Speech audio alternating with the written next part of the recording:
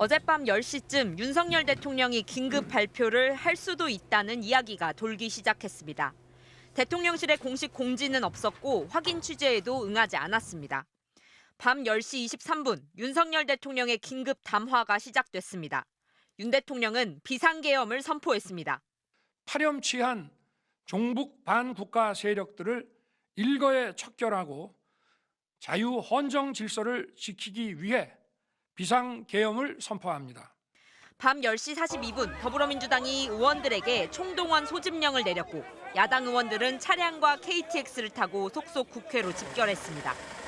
경찰이 국회 곳곳의 출입문을 폐쇄하면서 미처 국회 안으로 들어가지 못한 의원들이 고성을 지르며 경찰과 대치하기도 했습니다. 비상계엄 불법 계엄이네. 뭔 소리 하는 거야? 이게 어떤 명령 받았길래 이런 소리를 해? 국회의원이 국회에 못 들어가니 말이 돼?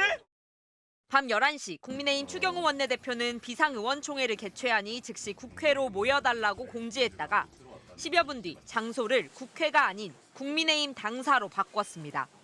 밤 11시 반쯤 계엄사령부가 포고령을 발표하며 상황은 더욱 긴박해졌습니다.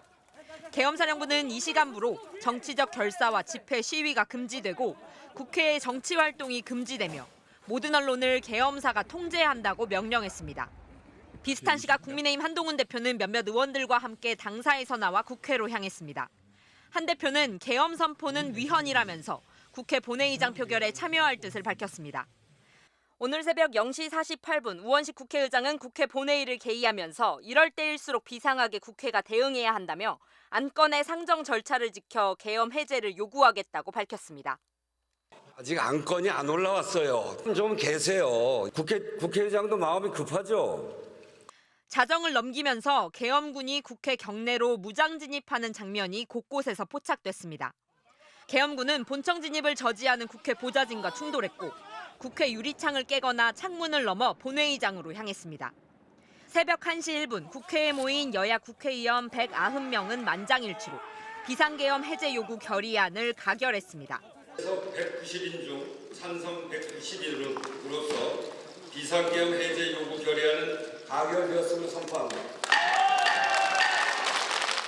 결국 윤 대통령은 오늘 새벽 4시 20분쯤 국회의 비상계엄 해제 요구를 수용하기로 했다고 담화를 발표하면서 불과 6시간 전 자신이 발표한 비상계엄령을 철회했습니다. MBC 뉴스 신수아입니다. 윤석열 대통령의 비상계엄 선포 직후 국회에는 즉각 계엄군이 투입됐습니다. 상공엔 군 헬기 여러 대가 나타났고 국회 앞으론 장갑차가 이동했습니다. 국회 출입문은 폐쇄됐습니다. 이유가 뭔지 말해보라고.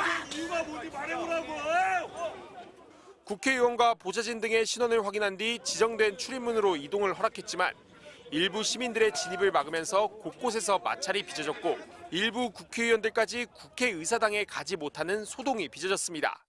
국회의원이 국회에 못 들어가니 말이 돼? 좀 정의롭게 행동하세요. 국회 본회의가 준비되는 사이 무장 군인들은 속속 국회로 향했습니다. 손에는 소총을 들었고 일부 야간 투시경까지 착용한 상태였습니다. 보좌진들이 국회 본청 진입을 막자 유리창을 깨고 들어갔고 극심한 몸싸움이 벌어졌습니다. 무장병력이 총을 들고 본회의장을 향해 달리는 장면이 목격됐고 이를 막으려는 보좌진들은 소파 등 집기로 막아세우면서 소화기를 분사하기도 했습니다. 계엄군과 보좌진 그리고 시민들이 곳곳에서 부딪히고 쓰러지면서 위기감이 고조되는 상황 속에서 비상계엄 해제 요구 결의안이 가결된 이후에야 무장 병력은 국회를 떠나기 시작했습니다. 일부 시민들이 이동하는 장갑차를 가로막기도 했지만 계엄군과의 직접적인 충돌은 없었고 철수의 길을 터줬습니다. 대통령의 비상계엄 선포에서 국회의 해제 요구 결의안 가결까지 2시간 30분. 총을 든 계엄군이 국회를 뒤흔드는 사상 초유의 사태가 벌어진 밤이었습니다. MBC 뉴스 김지성입니다. 아무도 예상할 수 없었던 비상계엄 선포에 시민들은 서슬퍼런 군사독재 시절을 떠올렸습니다. 내가 20세 때 그 계엄령이 나왔고 이제 40년이 지나서 또 이런 경험이 나왔는데 기분이 나는 옛날에 그 박정희 할 때도 봤거든요. 마음이 안 좋죠. 믿을 수 없는 상황에 TV 앞을 떠나지 못했습니다.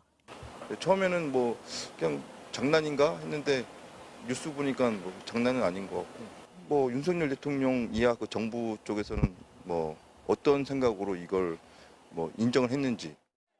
불안과 걱정에 뒤척이는 밤 계엄군이 오고 있다는 소식에 시민들은 늦은 밤 국회 앞으로 향했습니다.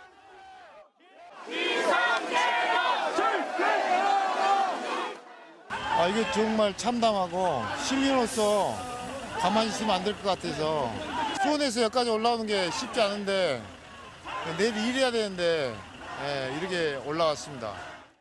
국회 출입을 막는 군 경찰과 직접 부딪히면서 곳곳에서 마찰이 빚어졌고 어느 때보다 길었던 2시간 반 뒤 비상계엄 해제 요구 결의안이 국회에서 가결되자 박수가 쏟아졌습니다.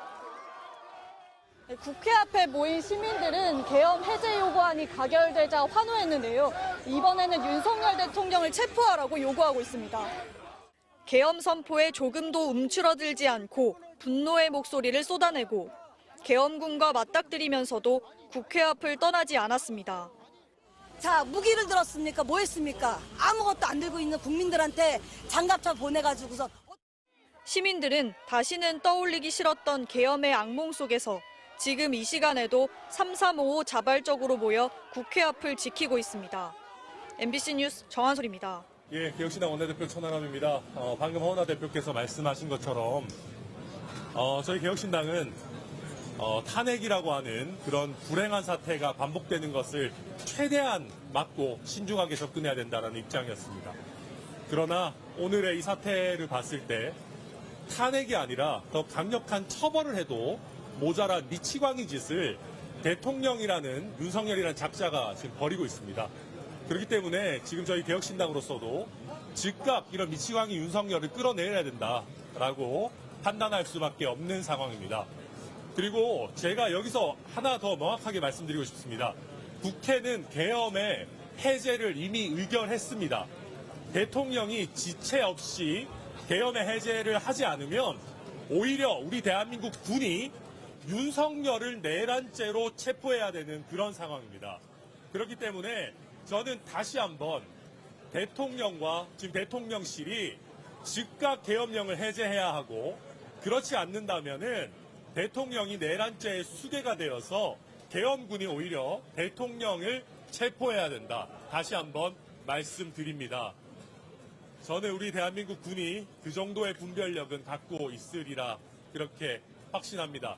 그리고 대통령께서 마치 우리 국회를 특히 야당을 싸잡아서 반국가 세력이라고 하셨는데 저는 윤석열이야말로 반국가 인물이고 반헌법 인물이고 윤석열의 이런 미친 짓을 막지 못한 대통령실이야말로 반국가 세력이라고 생각합니다. 여기서 한 발짝 나아가서 모두 내란죄에 헌법상 씻지 못할 죄를 짓지 않으려면은 지금이라도 즉각 계엄 해제하고 국민 앞에 사죄하고 저는 탄핵을 넘어서 이 정도 되면 윤석열은 즉각 하야해야 되는 국면이다. 하야하고 처벌을 받아야 되는 국면이다. 라고 생각합니다. 저는 이제는 국민들께서 윤석열을 대통령 취급을 안 하는 걸 넘어서서 인간 취급도 안 하는 단계에 들어섰다라고 생각합니다.